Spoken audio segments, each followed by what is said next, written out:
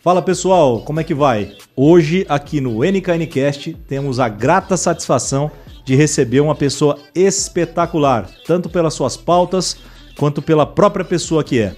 Eu vou ler um mini currículo aqui, mas já adianto para vocês que temos hoje aqui conosco o deputado federal Paulo Bilinski. Falei correto o nome, né, doutor? Perfeito. Então tá bom. Paulo Bilinski é deputado federal, delegado de polícia, advogado e especialista em segurança pública. Com uma trajetória marcada pela defesa da justiça e da segurança da sociedade, ele se destacou no combate ao crime organizado e em operações de alta complexidade. Hoje, no Congresso Nacional, atua como um dos principais defensores da pauta da segurança pública e da redução da criminalidade. E com histórico de comprometimento com o Brasil, Bilinski busca trazer sua experiência prática para o debate político, sempre com foco em promover mudanças significativas para a proteção dos cidadãos. Como é o nosso foco aqui no NKNcast, eu trouxe o deputado aqui para falar um pouquinho também das pautas relacionadas ao empresariado, né? O Paulo Bilinski é muito famoso e muito indagado sobre as questões de segurança pública, mas hoje a gente vai tirar ele um pouquinho da zona de conforto aqui e falar um pouquinho sobre casos de assuntos relacionados ao empresariado. Mas vamos lá. Primeiro de tudo, conta para nós quem é Paulo Bilinski. Me conta como é que foi sua trajetória. Essa você pode ir devagar, fica à vontade. Nakano, eu entrei na política muito sem querer, sabe? E aí tem um lado positivo e tem um lado negativo. Tem um lado negativo que eu não tinha experiência política e tem um lado positivo que eu não tinha experiência política. Muitas vezes a experiência política é vista como uma coisa negativa pela população. Não carrega os defeitos, pelo menos. Exatamente. Não tem os vícios. Não tem os cacuetes lá. Eu fui convidado pelo Eduardo Bolsonaro a vir para o PL para a eleição de deputado federal em 2022 e o nosso plano era muito simples, né? Eu tinha pouco fundo eleitoral, eu tinha R$200 mil, o que assim, quem está olhando de fora pode pensar, né? Pô, 200 mil, né? Mas quando a gente olha para uma campanha política, o que a gente enxerga é que é nada, né? Foi basicamente gasolina, ainda mais federal, né? Santinho, Brasil, né? Inteiro. E 28 dias de campanha. Foi muito humilde. Muito rápido. Eu fui o deputado federal eleito com o menor custo de voto. Olha, que legal isso. Do estado de São Paulo. Então, quer dizer, o meu voto saiu barato porque eu tinha pouco dinheiro, né? Teve que trabalhar mais, na verdade. Trabalhei muito, mas foi uma conjuntura de fatores, né? Então, a gente teve a força do governo Bolsonaro, teve a força do PL com uma bancada muito grande e eu consegui uma cadeira. E eu vim parar na política porque eu sempre enxergava tetos de ação naquilo que que eu estava fazendo. Então, como delegado de polícia, eu sentia que eu podia ajudar as pessoas ali da cidade, do interior que eu trabalhava, ou os inquéritos que eu tinha na delegacia, era um teto muito visível, né? Eu comecei a dar aula, né? Eu sou professor de curso preparatório, de pós-graduação, eu percebia, mesmo no online a gente tem uma limitação muito forte. Então, para mim, o próximo passo veio a política como uma oportunidade de ter um alcance estadual muito mais aprofundado. E o que mais me interessa é a pauta, né? Eu acho que deputado federal é a pauta mais legal. Não é o melhor cargo do ponto de vista de influência, né? Porque a gente acaba quebrando muito a nossa semana, Brasília, São Paulo, mas e para isso deputado estadual é muito melhor, vereador é muito melhor, você tem muito mais contato com a população, mas a gente tem as pautas mais interessantes do meu ponto legislativo, né? Então, legal. Essa questão de entrar nas pautas foi muito legal e dentro da Câmara eu demorei 1 ano e meio aí mais ou menos para entender exatamente como tudo funciona. Se ambientando na casa ali. Cara, é um sistema muito complexo, né? Eu viro para as pessoas e falo assim, quando foi a última vez que você aprendeu uma profissão nova? De fato. Você advoga há quanto tempo? Há 20 anos, né? E sempre fazendo a mesma coisa, né? Exatamente. Então você foi ficando melhor naquilo que você já era muito bom. Exatamente. Né? Agora começar uma coisa extremamente nova. Eu era um excelente delegado, um excelente professor. Agora, e deputado federal que você tem que aprender do zero, né? Então, esse período foi... E depois daí, cara, esse ano Foi um ano sensacional do ponto de vista de produção, de trabalho, desenrolou perfeitamente. Eu acho que agora a gente já está no topo da onda. Nossa, que bom. Muito obrigado. E agora, sabendo um pouquinho mais quem que é o Paulo Bilinski, a gente viu recentemente que foi aprovado um projeto de sua autoria que facilita a doação de órgãos no Brasil. O que motivou você a propor esse projeto de lei para facilitar essa doação? O que você viu nisso, nessa necessidade aí?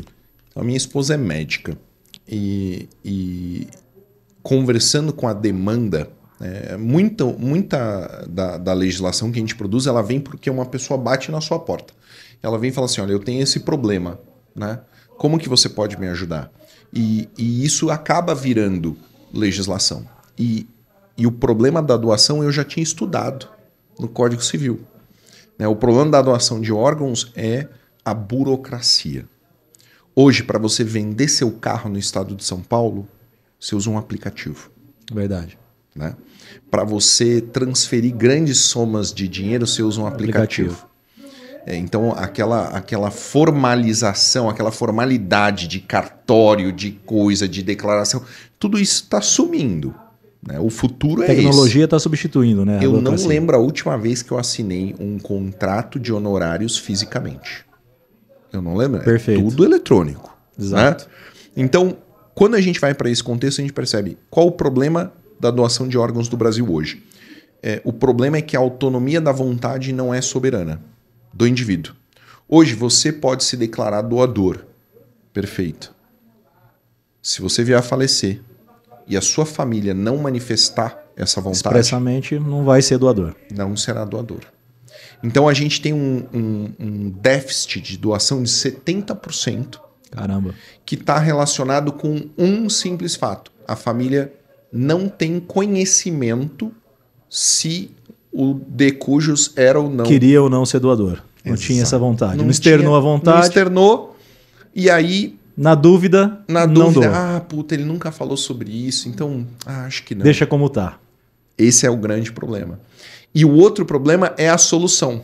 Porque no Brasil já houve um período em que a doação era presumida. Que se você não quisesse ser doador de órgãos, você tinha que declarar não doador. Expressamente. E aí a gente teve um efeito reverso de alta declaração de não doador. Então, também a doação presumida não é a solução. Qual é a solução? É a doação informada. Então, é autonomia da vontade.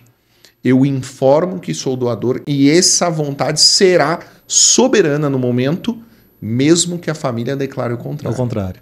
E aí, como formalizar isso? Então, os cartórios hoje estão muito mais informatizados, muito mais desburocratizados. Então, hoje, a gente consegue fazer uma declaração de doação de órgão válida num cartório com facilidade. Eu comprei um terreno em Rio Preto, num condomínio. Eu nunca vi a cara do cartorário, só no videozinho ali. Né? Só no aplicativo, só no videozinho. Faz uma videoconferência, 2 minutos. Paulo, tal, não sei o que lá. Agora entra. Certo. Sabe? Tá isso transferido. É fantástico. É fantástico. Né? Então, o meu sonho é que essa legislação aprovada a gente tenha um maior número de doadores e, por consequência, um maior número de pessoas transplantadas. Né? Ótimo. A doação de órgãos e o transplante é uma tecnologia médica que a gente já domina e já faz muito bem. O Hospital de Rim de São Paulo é um grande exemplo. O que a gente precisa é aumentar o número de órgãos disponíveis. É só isso e a gente vai tirar pessoas da fila da hemodiálise, a gente vai salvar vidas com transplante de coração, a gente vai restaurar a visão com transplante de córnea, a gente vai salvar queimados com transplante de pele. É só isso que a gente precisa. Bom, antes da gente entrar efetivamente no tema do empresariado, eu gostaria ainda de tocar em mais um assunto que eu sei que é da sua pauta, eu sei que é uma bandeira sua. Então fala pra gente um pouquinho quais são os principais desafios que você enxerga para a segurança pública do Brasil neste momento. Eu acredito que a economia é um dos grandes fatores de influência na segurança pública que são subanalisados. Né? E em que sentido a economia? Existe sempre o fenômeno criminoso ele é inerente ao ser humano. Então sempre vai existir criminoso. O agente. Sempre. Existindo ser humano, não vai ter gente praticando crime. Mas existem fatores que diminuem a criminalidade que não tem nada a ver com legislação penal. Né? O maior desestímulo à criminalidade é a economia boa e forte, pujante. Né? Uma boa economia, você desestimula o início da atividade criminosa. Se você combina a oportunidade de trabalho, de prosperidade, com um grande desestímulo ao comportamento criminoso, passa a não fazer sentido praticar crime. O indivíduo, se ele não tem o desejo... Veja, se ele não tem o desestímulo à prática criminosa, que é o sistema penal, e se ele não tem uma boa oportunidade de trabalho e de prosperidade, ele vai delinquir. Se torna uma alternativa. Por que não? Por que não? Exatamente. Entende? Se torna mais uma alternativa. É isso que a gente precisa. Então, qual é a fórmula mágica para a segurança pública? Você tem que ter um sistema que desestimula com muita intensidade a prática do crime, que são penas rígidas, com regimes de cumprimento de pena rígidos, e ao mesmo tempo você tem que ter o caminho para a prosperidade no meio lícito. Aí a gente alcança o ideal. Né? No Brasil, a gente está enxergando uma economia em declínio com um sistema criminal de desestímulo em declínio também. Toda vez que o Supremo Tribunal Federal decide que 40 gramas de maconha está liberado, o COR e o BOP não pode realizar operação dentro da favela, o regime de progressão, né? Agora a gente aprovou as saidinhas na Câmara. Se ele disser não, o fim da saidinha é inconstitucional, você está gerando estímulo à criminalidade. É essa a realidade. Exatamente. Então, e aí, se a economia não favorece, é uma opção extremamente viável para o indivíduo. Exatamente. Você pensa, outros países, né, eles têm situações econômicas melhores que o Brasil e têm menos criminalidade? Sim. Né? Nós temos aqui no Brasil, né, além dessa situação, que eu concordo plenamente, hoje eu tive uma informação da Polícia Civil aqui de São José do Rio Preto, que obviamente é um número estimado, né, não é um estudo científico feito a respeito, mas conversando com o pessoal da segurança pública aqui, me disseram que 90% dos crimes praticados em São José do Rio Preto hoje são moradores de rua, são crimes de oportunidade. Então, ou seja, nós não temos uma criminalidade tão instalada. Não, Rio Preto é uma cidade segura. Uma cidade segura. Mas nós ainda temos 10% aí que existe o tal do crime organizado, que está permeando, né, as instituições do país. A gente está vendo isso acontecer. A gente viu recentemente o assassinato lá no aeroporto de Guarulhos, que foi uma coisa uma grande demonstração, né, de poder. Exato. O cara vai para uma área controlada, uma área restrita, uma área de difícil acesso e não se importa com isso. Executa o indivíduo ali. Então, na sua opinião, né, como ainda falando da pauta que eu sei que lhe é de apreço, as situações econômicas do país, você já disse que é de grande influência, mas e a legislação? E quais são as medidas, né, que a gente pode adotar ou tomar para que a gente enfraqueça a presença do crime organizado no Brasil? O crime organizado no Brasil ele é de estrutura empresarial. Isso é uma grande vantagem que a gente tem. Ele não é uma estrutura cultural. Então é completamente diferente de uma máfia chinesa, de uma tríade, completamente diferente de uma máfia italiana. Você não tem um arcabouço cultural que sustenta a existência dessas estruturas. É dinheiro mesmo. É dinheiro puro. Né? E aí a gente vai enxergando que o crime ele tem uma contabilidade muito clara de oportunidade e de vantagem. Então isso a gente enxerga no fenômeno da migração criminosa. Na década de 90 a gente tinha o sequestro em São Paulo. Verdade. 3 sequestros por dia. Por quê? Porque valia a pena. O retorno financeiro era positivo. Com a criação da divisão de sequestro, o aumento do efetivo da divisão de sequestro, a prisão de sequestradores deixou de valer a pena. Desestimula. Né? Uhum. Quando que foi a última vez que você viu um sequestro como o do Abílio Diniz? Muito tempo. Muito tempo. Hoje é história. Graças a Deus. Né? Hoje na polícia a gente fala do sequestro como história. Né? Depois do sequestro a gente teve o roubo a banco. Né? Que fez, né, teve alguns episódios específicos no contexto de interior, exato, de novo cangaço, mas que rapidamente deixou de fazer parte. Depois do roubo a banco, então com a repressão do roubo a banco, o tráfico de entorpecentes. Com a pandemia, em que as pessoas não estavam na rua, não estavam comprando, né, comprando droga no drive-thru da quebrada, você tem a migração para os golpes de Pix, para os golpes de telemarketing. Né? Com o aumento da consciência da população, isso diminui, aumenta outro tipo de prática criminosa. Então, a gente tem que analisar os fatores e entender. A mudança da criminalidade está diretamente relacionada com a repressão e com a oportunidade. 10 anos atrás, as pessoas andavam com o equivalente a R$2.000 no bolso? 2 a 10? Não. Hoje, todo mundo anda com um celular no bolso que vale de 2 a 10 mil reais. Poxa, é uma super oportunidade. Né? Que está sendo explorada, inclusive. Está sendo explorada. Então, você confiar que a repressão da criminalidade ela vai acontecer única e exclusivamente pelo trabalho legislativo é você fadar isso ao insucesso, porque o trabalho legislativo é muito lento. Né? A gente não pode ficar 2 anos pesquisando uma vacina para uma doença que está matando agora. A gente tem que entender exatamente como reprimir isso. E está diretamente relacionado com repressão efetiva do efetivo policial. E São Paulo tem muita sorte nisso. Tem uma polícia militar muito grande, é a maior da América Latina.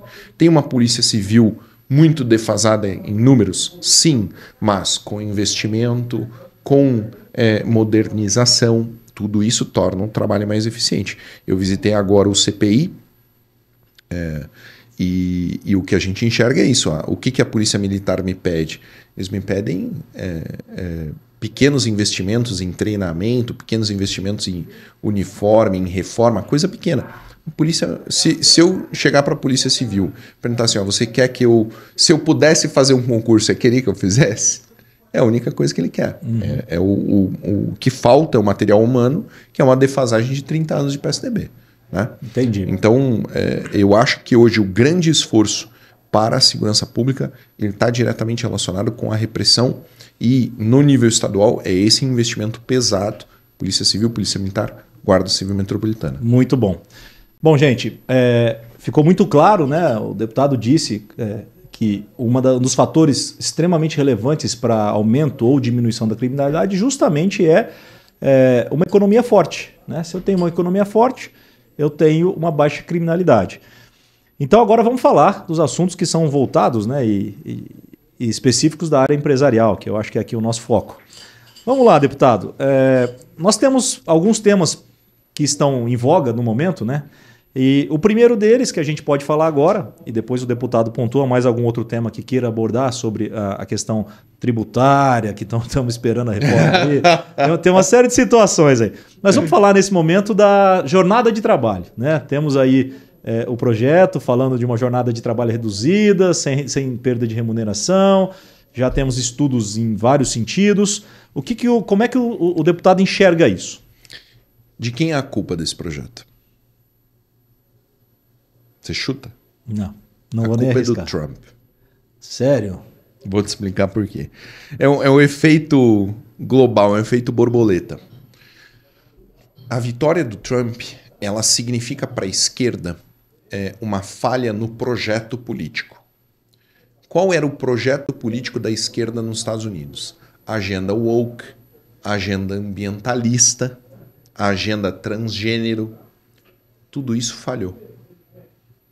E aí, a gente que está 2 anos atrasado em termos de eleição, a esquerda no Brasil olhou e pensou, esse negócio aí de cota para transexual não vai me dar voto.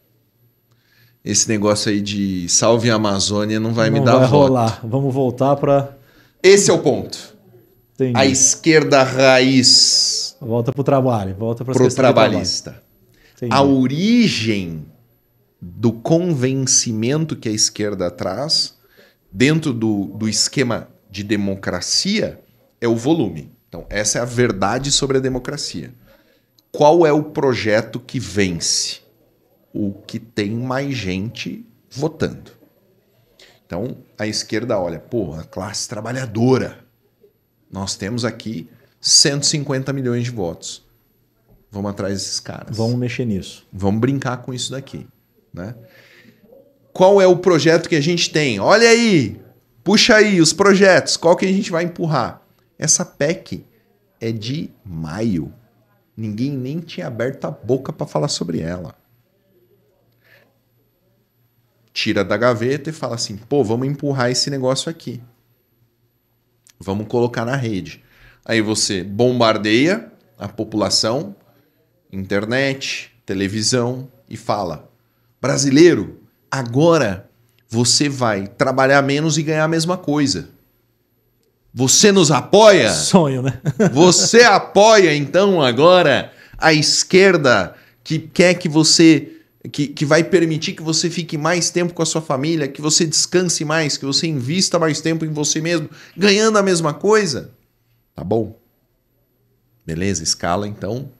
Vamos reduzir de 44 para 36. Perfeito. Essa redução, ela aconteceu no mundo inteiro. Existem diversos locais. Já casos prévios. Os casos estão relacionados com o quê? Primeiro, um compromisso. A legislação alemã que fala sobre isso fala em 100, 80, 100. 100% da remuneração, com 80% da jornada de trabalho, com 100% de produtividade. Meu irmão, é óbvio que vai dar certo. Se você está cobrando produtividade, você não está diminuindo a escala de trabalho. Uhum. Você está diminuindo a disponibilidade do funcionário.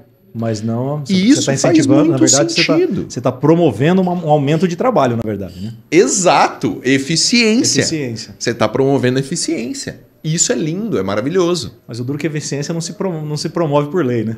Não. O problema não é esse. O problema é que a eficiência não faz parte do contrato de trabalho. De fato. O que está no seu contrato de trabalho? Disponibilidade. Horas. Você pode mandar o cara embora se ele não entregar a eficiência. Mas você não pode se comprometer no contrato de trabalho. Você pode colocar no contrato de trabalho, então você garçom, você vai servir tantas mesas em tanto tempo. Você cozinheiro, você vai fazer tantos pratos em tanto tempo. Ou você programador, você vai entregar tantas linhas de código em tanto tempo. Você não consegue colocar esse contrato de trabalho.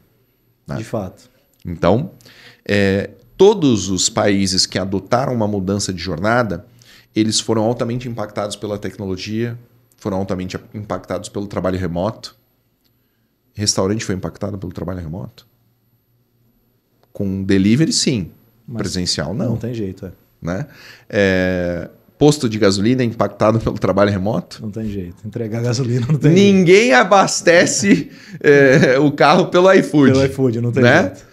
Então, veja, qual que é o setor mais forte da economia brasileira? Fora o agro.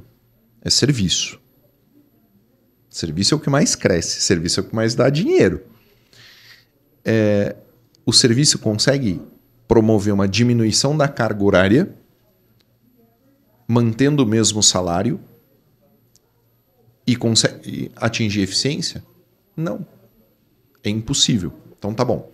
Como que quem que vai arcar com esse custo? Quem vai pagar a conta no final da última linha, né? Todo mundo tá falando, é o dono do negócio. Mentira. Mentira. Vai haver um repasse. É o repasse. E aí esse repasse vai gerar inflação. Portanto, quem é a favor da diminuição da carga horária, ele está sendo a favor de ganhar menos e trabalhar menos. Porque esse é o reflexo final. O reflexo final vai haver uma transferência do custo. As coisas que eu conversei hoje de manhã com o cara que trabalha no café da manhã do hotel. Na terça-feira de manhã ele virou para mim: ô doutor, o que o senhor acha aí da escala, tal, não sei o que lá, vai passar? Todo animado. Falei, bicho, não vai passar, o governo não vai deixar. Aí hoje de manhã ele me abordou de novo. Eu vi que já tem as assinaturas, né? Eu falei, super ansioso, né? É verdade, já tem as assinaturas. Agora, me diz o seguinte, quando o seu empregador, aqui no restaurante do hotel, quando ele precisar contratar mais gente para continuar fazendo o mesmo trabalho, vai custar mais caro, ele vai tirar do bolso dele? Não, ele vai repassar para esse prato de comida aqui, que ao invés de custar R$60 vai custar 80. Só que esse prato de comida aqui, ele vai aparecer em todos os lugares. A sua gasolina vai ficar mais cara, o seu ovo vai ficar mais caro, a escola da sua filha vai ficar mais cara. E o salário não vai aumentar. E o seu salário vai ser o mesmo. Então você vai ganhar mais ou menos? Você vai trabalhar menos e vai ganhar bem menos. Vai ganhar bem menos, exato. É triste. É triste. A gente tem visto alguns estudos, inclusive na Europa, né, que houve impactos negativos, né, principalmente no médio e longo prazo.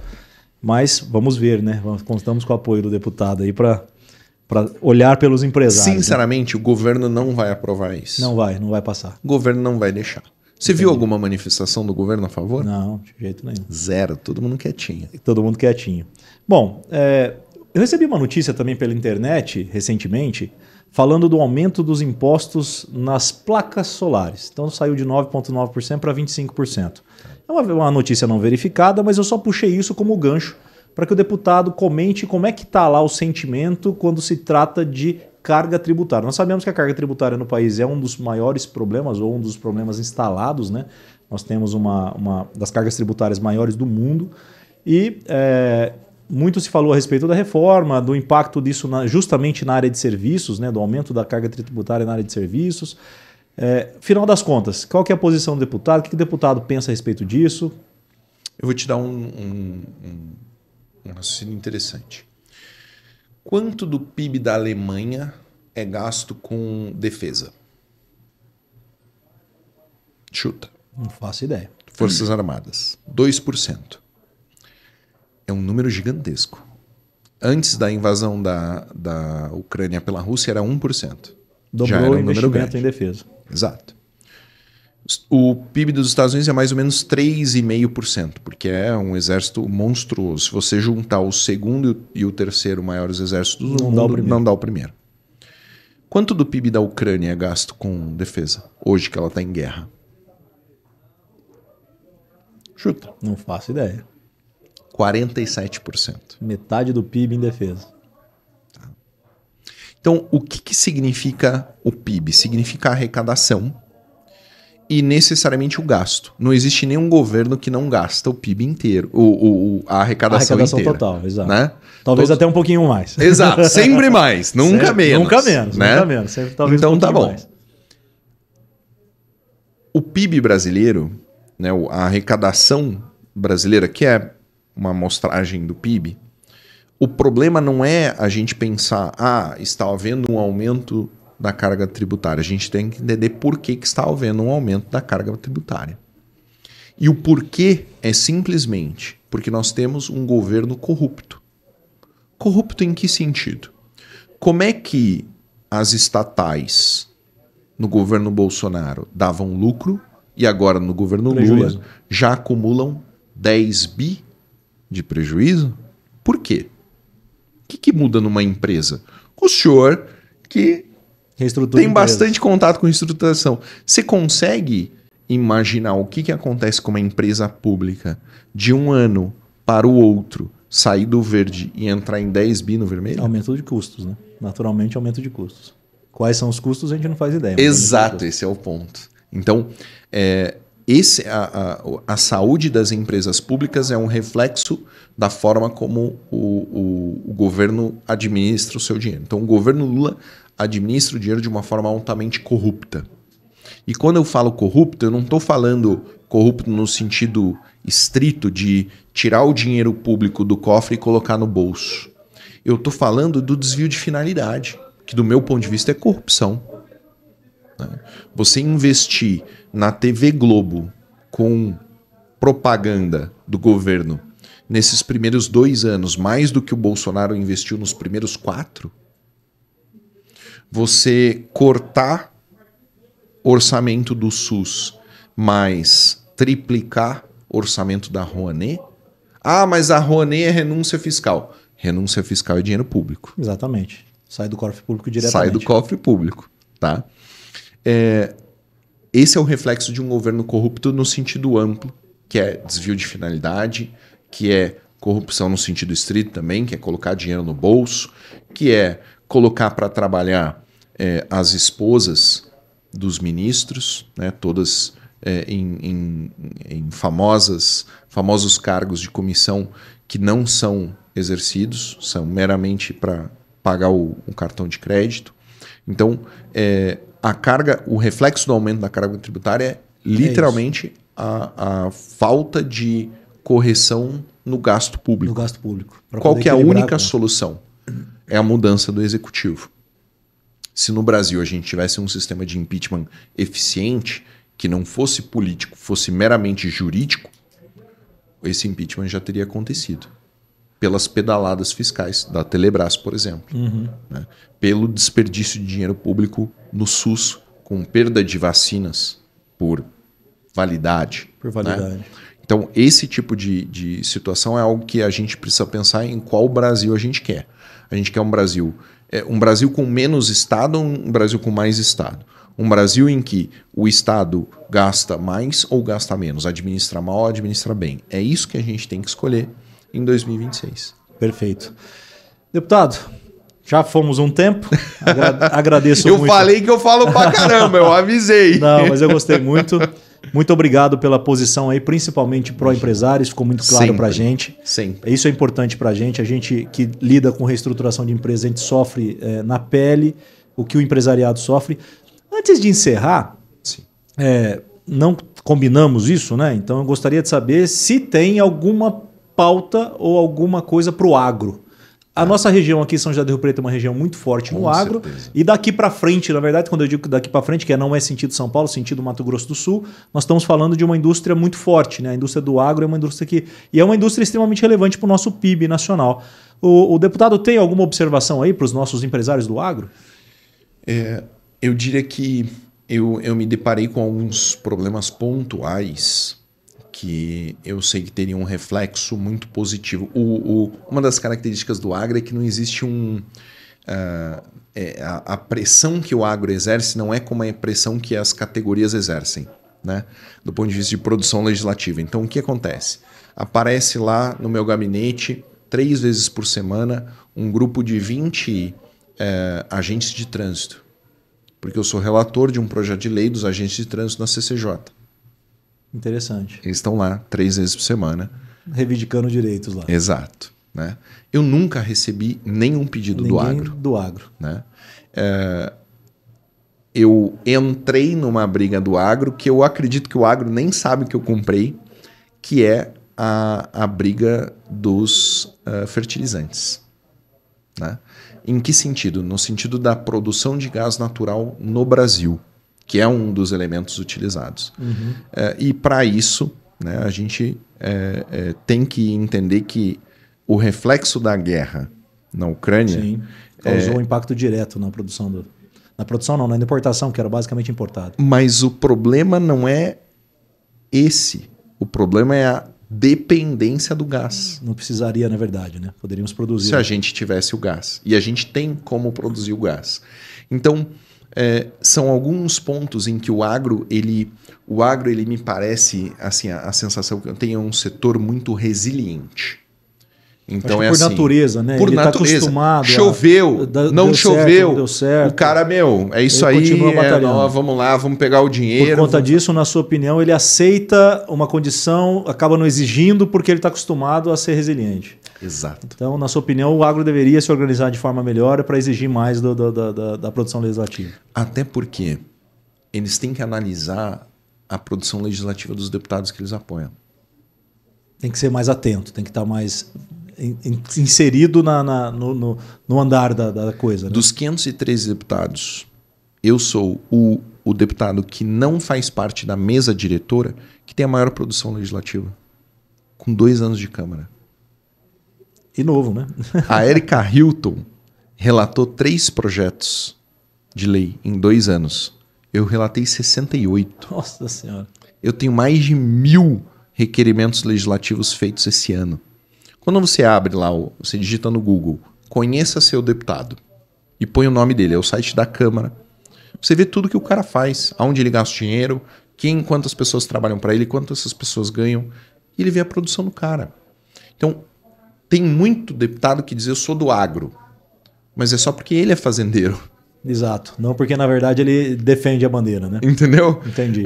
Então, assim, fiscaliza um pouco o que esse cara tá fazendo. Porque às vezes ele não tá fazendo porra nenhuma. Esse é um recado importante aí para os nossos amigos do agro, né? O deputado tá deixando isso muito claro. Vamos partir para cima para a gente enxergar, né?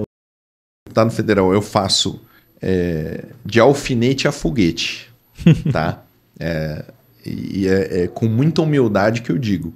Não tem nenhum tema que eu não consiga trabalhar, estudar e produzir legislação e trabalhar legislação. O pessoal ficava dizendo, você só propõe, você não consegue aprovar nada. Tá tá aprovado o projeto do transplante. Eu consigo sim, né? Então, se você tem uma sugestão legislativa, se você tem uma ideia legislativa, entre em contato comigo. Minha equipe é muito acessível, eu sou muito acessível. O Nakano aqui vai ser a referência. Ele tem o meu contato. O que vocês tiverem, manda para ele. Eu vou analisar, vou atender e vou resolver para vocês. Muito obrigado. Muito obrigado, deputado federal Paulo Bilinski, pelo seu tempo, pelas suas informações. Tenho certeza que os empresários vão ficar muito felizes aí, sabendo que tem alguém lá para lutar por eles, principalmente o pessoal do agro aí, né, que precisa tanto. Agradeço muito seu tempo e, com toda, seja bem-vindo a São José do Rio Preto. Muito obrigado, um abraço. Abraço.